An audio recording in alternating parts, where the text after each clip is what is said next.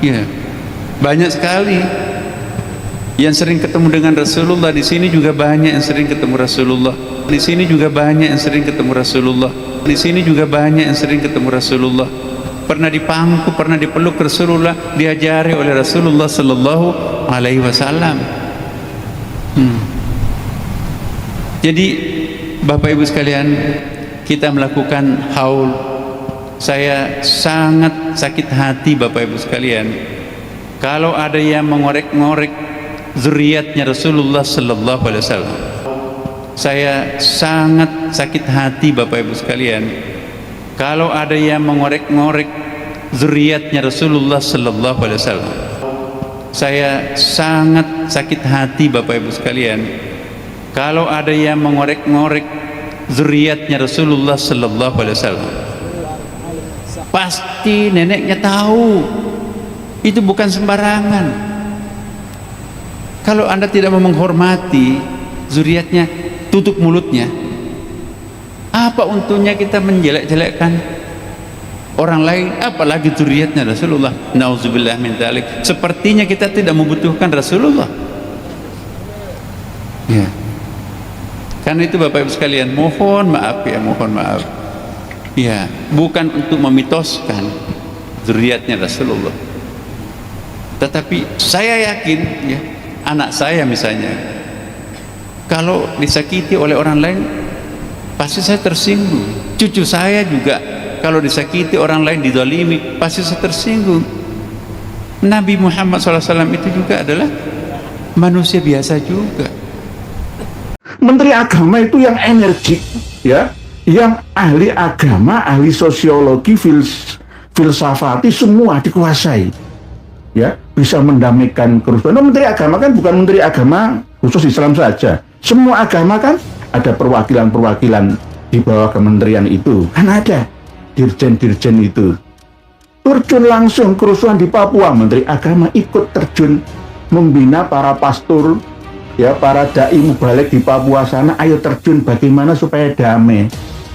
Gara-gara apa ya Papua kok bisa kisruh, ya? Kemarin itu bakar-bakaran sampai itu gara-gara apa? Bukan gara-gara rasis saja. Sangat kita sayangkan. Mari kita dengarkan bersama pidato beliaunya, Kang Mas Prof Nasaruddin Umar, beberapa hari yang lalu pada acara Maulid Nabi itu. Ini sungguh memalukan. Banyak sekali yang sering ketemu dengan Rasulullah. Di sini juga banyak yang sering ketemu Rasulullah. Pernah dipangku, pernah dipeluk Rasulullah, diajari oleh Rasulullah Sallallahu Alaihi Wasallam. Sama-sama halunya, nggak ada bedanya. Jadi Bapak Ibu sekalian, kita melakukan haul. Saya sangat sakit hati Bapak Ibu sekalian. Sakit hati. Kalau ada yang mengorek-ngorek zuriatnya Rasulullah Sallallahu Alaihi Wasallam.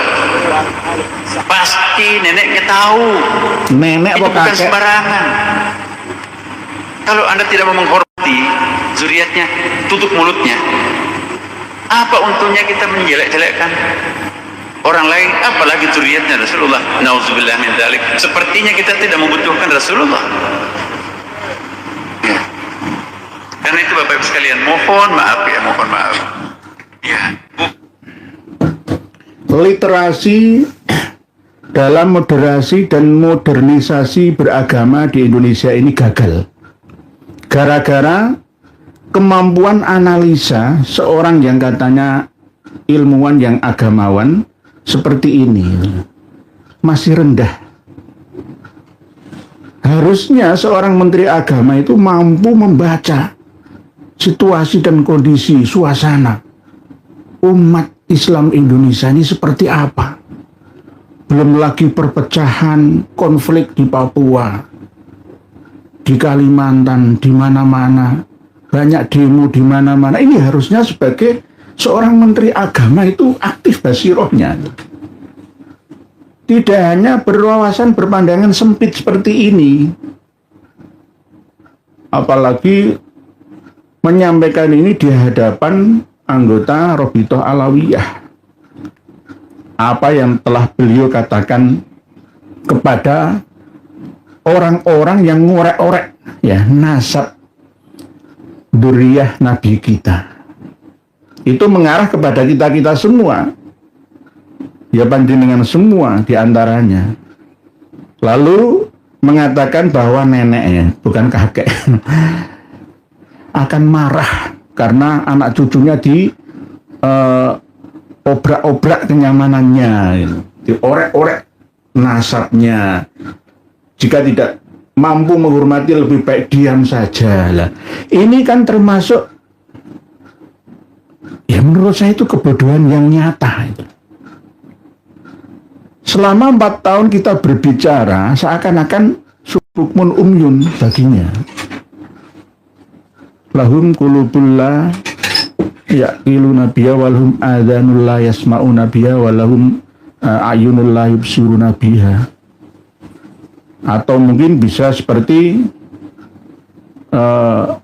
ya ulaika kal an'am dan sebagainya. Ini sangat kita sayangkan, sehingga salah dalam menyimpulkan masalah. Kita ini dituduh mengorek-orek ya kenyamanan Rabithah Alawiyah. Padahal justru kita ini membela dzurriyyah dari Rasulullah yang benar-benar terverifikasi sesuai dengan data ilmiah. Bukan hanya sekedar klaim-klaim sepihak saja yang tidak lumrah dan kaprah. Ini sangat berbahaya, Kang Mas. Tolong, kalau jenengan masih belum terbuka, ayo ketemu dengan saya di mana. Saya akan kasih 1 sampai 100 kitab karya Habaib Alawi yang berisi khurafah, bukan karomah, khurafah yang luar biasa merusak kemurnian ajaran Rasulullah. Justru yang Kang Mas menak, ya, sakit hati itu malah kepada mereka, dan jenengan nasihati, untung jenengan diundang oleh mereka di lingkungan keluarga Rabithah Alawiyah. Jenengan nasihati mereka, jangan mengandalkan nasab. Sejak kapan Rabithah Alawiyah itu sebagai nakobah maktab daimi yang mengisbat dzurriyyah Rasulullah? Sejak kapan? Nggak ada hubungannya maktab daimi Rabithah Alawiyah dengan nakobatul asyraf dunia, nggak ada hubungannya. Hanya sekedar klaim-klaim saja, punya kawan di sana, punya kawan di sini, punya kawan di situ, di negara-negara Timur Tengah sana. Inilah kelemahan ya sumber daya manusia Indonesia. Sekelas profesor saja kualitas keilmuannya seperti ini, apalagi yang kelas doktor, yang kelas magister, yang kelas hanya strata 1, apalagi hanya lulusan SMT, SLTA. Bagaimana?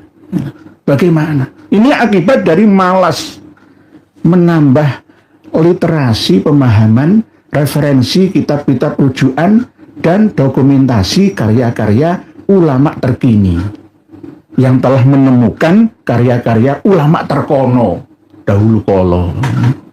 Ya, ini kita sayangkan.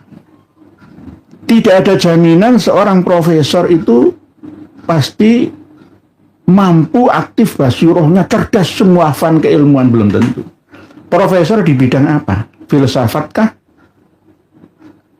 Atau di bidang pendidikan dan dakwahkah? Syariah fiqhiyahkah? Ihsan sufiyahkah? Nah, ini dipertanyakan. Paling tidak ya tidak menguasai 100% dalam setiap fan, tapi paling enggak bisa menguasai 50% sampai 70%-nya saja. Karena apa? Profesor itu dulu, itu gelar kapan? Sekarang ini generasi zilenial. Masyarakat dunia ini ingin sesuatu yang praktis, ya, sesuatu yang simple, ya, menuju ke praktek, ya, kebahagiaan yang hakiki, yang sejati, dunia sampai ila akhirati. Jadi kalau di Nepal terjadi demo, kerusuhan, sampai sekarang ini masih ada. Pejabat-pejabat itu dibelejeti, nggak ada harganya di mata mereka. Karena gara-gara apa? Saking pegelnya. Di Manila, Filipina juga begitu. Ya, Timur, Australia juga begitu. Karena apa? Para pejabatnya itu rata-rata bukan generasi milenial, tapi di bawah belakangnya jauh. Yakni generasi tua-tua, sehingga tidak adaptif, tidak bisa beradaptasi dengan situasi dan kondisi atau suasana terkini. Gitu. Maunya anak-anak muda kita ini seperti apa? Harusnya ya presiden, ya DPR, menteri, gubernur, bupati, wali kota, camat, lurah, RW, RT, semua itu bersinergi, ya.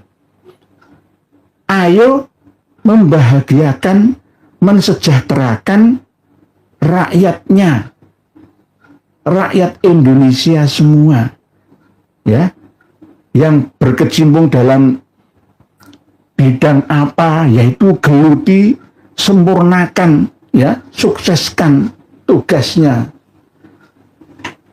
Tujuan utamanya ya anfa'uhum linnasnya. Justru harusnya menak, ya. Itu marah ketika agama Rasulullah itu diinjak-injak dengan khurafah. Ajaran agama yang dibawa oleh mereka itu jelas bermasalah. Harusnya ini MUI bergerak bersama dengan menak, malah menaknya itu diajak runtang-runtung ke sana kemari, diundang Jatma Aswajaya, diundang ke RA, malah diundang sing kiai-kiai seperti Raden Syarif Rahmat, Kiai Pribumi asli, ya nggak mau, ya karena mungkin duitnya kurang. Mohon maaf nggak menuduh, tapi ini asumsi, asumsi menurut pemahaman atau interpretasi saya sendiri. Ya. Karena apa? Kalau berada di lingkungan orang yang glowing itu kan ya enak ya. Katanya alim, padahal itu acting Kang Nasaruddin Umar, acting itu. Nanti kalau Kang Mas Umar bin Khafid Tarim Darul Mustafa diundang datang ke Solo, jenengan ikut-ikutan lagi. Ajur sudah. Jenengan semua para pemirsa dan pendengar dimanapun berada, berhenti saja, nggak usah berjuang. Biarkan Indonesia ini dikuasai oleh mereka.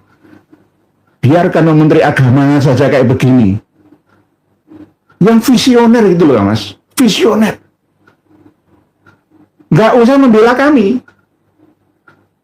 Berada di tengah untuk mendamaikan, undang kedua belah pihak difasilitasi oleh Menteri Agama. Ya, mengundang lagi jurinya dari Nahdlatul Ulama, dari Muhammadiyah, dari ilmuwan agamawan, ya, semua ahli filologi didatangkan juga. Ahli arkeologi didatangkan semua.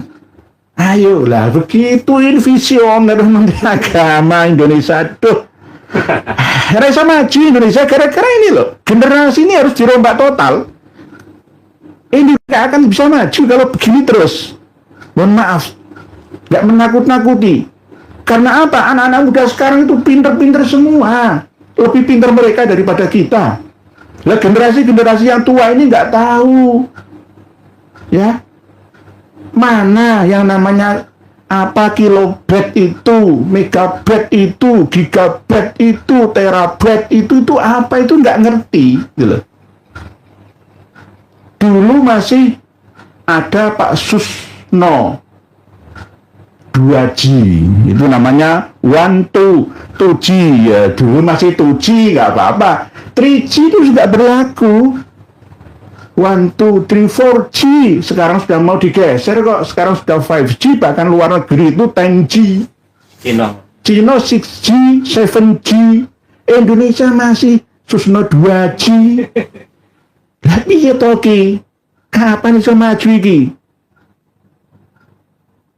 Para pemirsa, netizen semua ini, wah, pemikirannya itu, kecepatan internetnya itu di atas rata-rata, ya, megabitnya, daya tampung filenya juga cukup besar. Nah, pemimpin-pemimpin kita yang melayani kita malah justru ketinggalan informasi. Nah, ini bagaimana? Pak Tri Prabowo Menak harus memfasilitasi agar terjadi diskusi antara RA dan Kiai Imad di tempat yang netral dan diikuti para pakar. Oh siap, ya begitu. Ini kalau menaknya Pak Tri Prabowo. Lalu menaknya Pak Nasaruddin Umar nggak akan bisa waktu ketuaan. Menteri Agama itu yang energik, ya, yang ahli agama, ahli sosiologi, filsafati semua dikuasai. Ya, bisa mendamaikan kerusuhan. Menteri Agama kan bukan Menteri Agama khusus Islam saja. Semua agama kan ada perwakilan-perwakilan di bawah kementerian itu. Kan ada dirjen-dirjen itu.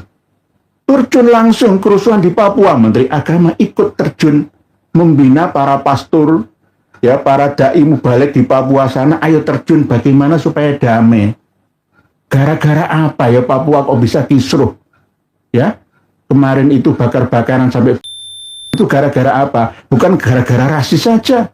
Kamu monyet saja, bukan. Tetapi ada satu ormas luar negeri sana yang ikut berperan ngompor-ngompori suasana supaya semakin panas dan membara. Dari mana? Ya, dari organisasi Israel sana. Kita tahu semua. Kita tahu. Itu hanya pemantik saja. Apalagi ada KKB, UPM di sana. Ya ini Menteri Agama turun langsung. Dibutuhkan kecerdasan spiritual, intelektual, didukung finansial, insya Allah tidak akan gagal. Membantu presiden melayani rakyat Indonesia. Maka Indonesia akan benar-benar menjadi seperti yang disampaikan presiden kita ketika berpidato, ya, kemarin itu sampai hari ini, ya, pidatonya bagus, yo. Harusnya seperti Pak Prabowo itu ya cerdas, ya. 10 tahun kan absen nggak ada pidato di PBB baru sekarang ini ya. Ya alhamdulillah itu loh. Cerdas. Pak Prabowo tetap mendengarkan. Pak Prabowo itu masih mau belajar itu loh. Mau belajar. Lah ini Menteri Agama nggak mau belajar ya. Malah sih didekati sih glowing toh ya. Iya toh. Ini bulan September. Biasanya itu hukum alam itu berulang. Dulu ada pembantaian PKI, ya kan. Terus sekarang ya PKI gaya baru. Siapa? Bukan PWI.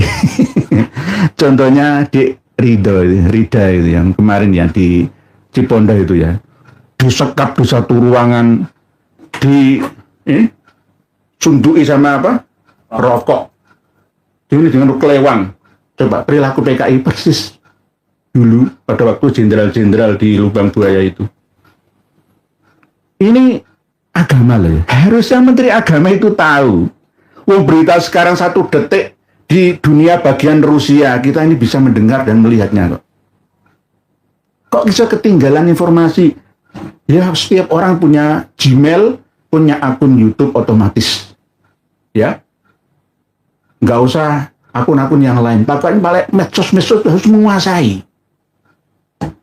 Saya tadi ada seorang kiai minta kitab secara manual sekarang. Ya iso Banyuwangi kitab sekarang. Kalau Anda punya HP cukup ROM dan RAM-nya saya kirimkan 1 menit sampai pelajari PDF. Loh nggak paham PDF loh. Inilah salahnya siapa? Bukan salah saya. Salah nggak bisa menyesuaikan suasana. Pak Ali Mahmud yang sabar ya tetap harus berjuang, cerdaskan teman-teman mukibin, amin ge. Kadang-kadang teman mukibin Pak Ali Mahmud itu megel hati. Lah ngancem mata ini. Loh saya itu mau dibantai ya. Saya nggak lapor polisi karena polisi itu lambat. Kalau nggak ada yang bayar ya nggak kerja. Mohon maaf. Kasus laporan Dek Rizik Syihab itu sampai di mana? Dek Hussein Ba'akil Tuban itu menguap sampai di mana? Nggak ada tindakan. Ya mungkin nunggu 6 bulan yang sabar gitu paling. Dan numpuk-numpuk karena masalah itu terus ada. Setiap hari, setiap bulan itu numpuk-numpuk dan petugasnya itu ya terbatas. Pak Muhammad Furqon seharusnya Menak nggak bisa dipakai seenak udel, terlebih lagi cuma pekerjaan yang nggak menuntut ketelitian tinggi atau untuk masyarakat. Pak Densing and Moon. Seharusnya itu yang Menak itu hati-hati. Diundang siapa itu nanti blokoto. Seperti yang di Istiqlal kemarin di blokoto sampai yang Mas. Sampai itu masih aktif murni ya, pengurus PBNU ya. Masih aktif loh jenengan. Kok hadir di acara Jatma Aswaja yang berseberangan dengan PNU-an. Yang asli itu Jatman, dan jenengan apa nggak paham? Apalagi karena jenengan itu takmir ya, imam besar Istiqlal atau menteri atas nama Menteri Agama, ya paling nggak jenengan menyampaikan supaya tidak jadi pertanyaan gitu loh. Bahwa jenengan itu menaungi semuanya, gitu kan enak itu loh. Nggak harus jenengan bela saya, bela Kiai Imad dan kawan-kawannya, nggak usah. Jenengan berada di tengah sebagai wasiton, wasaton, penengah, wasit, ya, cukup, ya. Dan sambil belajar terus gitu loh. Jangan tuduh kami ini, justru kita ini yang membela marwah Rasulullah Shallallahu Alaihi Wasallam. Assalamualaikum warahmatullahi wabarakatuh. Alhamdulillahil qail fi kitabil aziz, kama arsalna fikum rasulan minkum yatslu alaikum ayatina wa yudakkikum wa yu'allimukum kitab wal hikmah wa yu'allimukum ma lam takunu ta'lamun. Asyhadu an la ilaha illallah wa asyhadu anna Muhammadan abduhu wa rasuluh al-mab'uts ila an-nasi kaffatan basyiran wa nadhiran wa da'iyan ila Allah bismihi wa sirajan munira.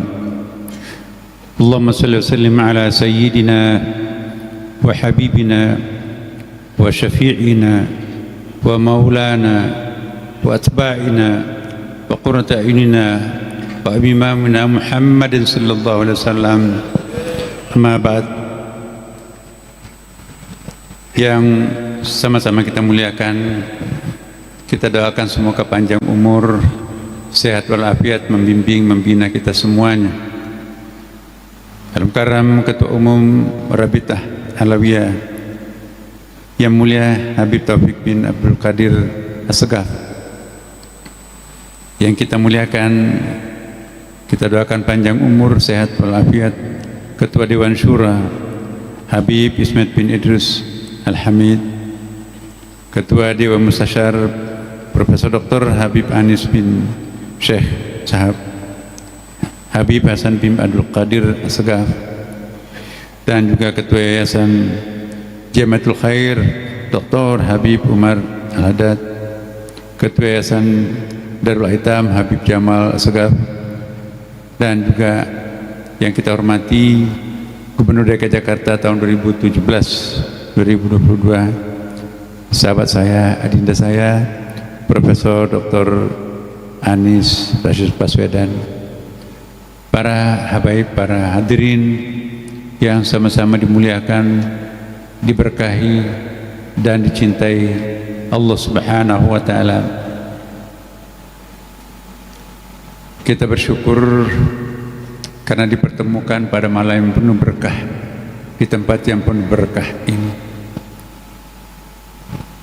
Saya teringat tadi spontanitas sebuah ayat, kama arsalna fikum rasulan minkum yatlu alaikum ayatina, sebagaimana kami telah utus rasul di antara kalian, yatlu alaikum ayatina, membacakan ayat-ayat kami, wa yuzakkikum, mensucikan, membersihkan kalian, wa yu'allimukumul kitab wal hikmah, mengajarkan kitab yakni Quran dan hikmah, ya, kearifan, wa yu'allimukum ma lam takunu ta'lamun, mengajarkan sesuatu yang unknowable, yang tidak akan pernah bisa diketahui selain dari dia sendiri.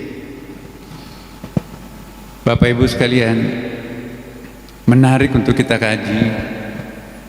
Kenapa kalau Al-Quran berbicara tentang Rasulullah Nabiuna Muhammad sallallahu alaihi wasallam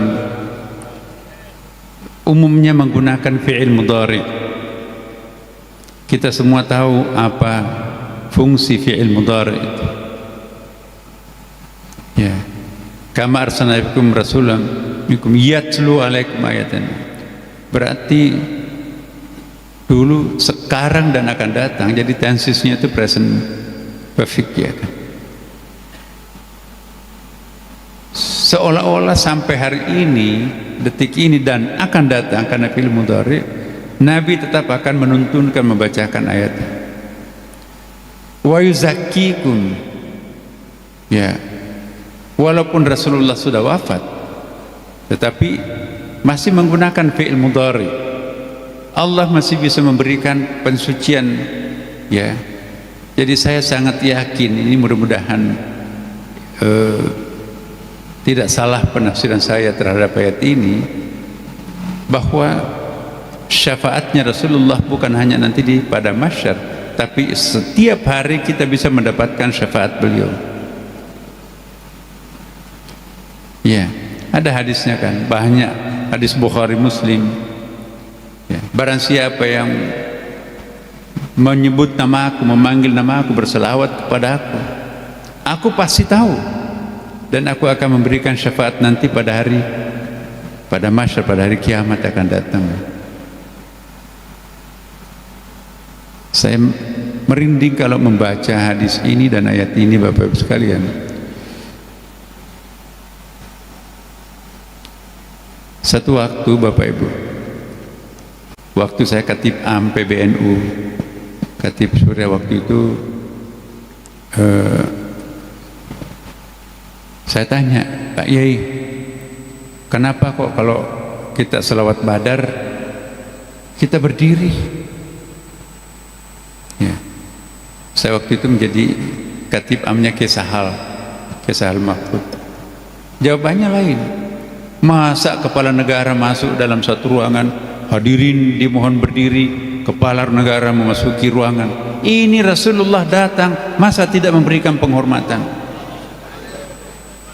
Saya bingung, maksudnya apa ya, Ki? Iya, dalam keyakinan kita warga Nahdliyin, manakala panggilan mesranya, panggilan rahasianya, secret name-nya Rasulullah dipanggil, maka rohnya Rasulullah akan datang di tempat itu. Saya kejar, siapa, bagaimana caranya menghadirkan rohnya Rasulullah dalam satu majelis? Iya, panggil nama rahasianya yang menjadi nama surah dalam Al-Quran. Saya semakin berkerut kening, apa ya? Taha dan Yasin, itu nama panggilan mesranya Rasulullah diabadikan menjadi nama surah. Jadi kalau kita membaca salawat badar, ya, kata para kiai, Taha di situ kita panggil, Yasin singkatan dari Yaul Munada, wahai, Sin singkatan dari Al-Insan, huruf ma'rif, alif ma'rifah di situ, yakni Muhammad, Yasin wal Qur'an hakim innaka laminal mursalin ala surat mustaqim. Maka rohnya Rasulullah akan datang di tempat itu. Terlalu gampang roh Rasulullah datang ke suatu tempat kalau ia sudah wafat. Mungkin pada waktu masih hidupnya agak susah. Nah, jadi kalau kita membaca salawat badar, maka seluruh tradisi Nahdliyin sampai sekarang ini berdiri semuanya. Kenapa? Karena rohnya Rasulullah datang pada saat itu. Karena kita datang dengan memanggil nama mesranya, ya, salatullah salamullah ala taha rasulillah, salatullah salamullah ala yasin habibillah, tawassalna bismillah wa bil hadi rasulillah wa kulli mujahidin lillah bi ahlil badri ya Allah. Ila hadratil Mustafa Nabi sallallahu alaihi wasallam wa ala alihi wa sahbihi wa man tabi'ahu ila yaumil bi sirril Fatiha. A'udzu billahi minasyaitonir rajim. Bismillahirrahmanirrahim. Alhamdulillahi rabbil alamin arrahmanir rahim maliki yaumiddin iyyaka na'budu wa iyyaka nasta'in ihdinas siratal mustaqim siratal ladzina an'amta 'alaihim ghairil maghdubi 'alaihim waladdallin. Ya Rasulullah, kami yakin Engkau hadir di tengah-tengah kami. Seandainya Engkau hadir, lihatlah wajah-wajah kami yang hadir, duduk tafakkur di tempat ini. Kenalilah wajah kami semua yang hadir di sini.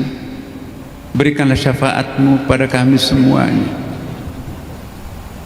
Ya Allah, ya Tuhan kami, Engkau Maha menyaksikan. Inilah kami para pencinta kekasih-Mu, duduk di tempat ini, merindukan dirinya, merindukan Engkau ya Allah. Berkahilah pertemuan kami.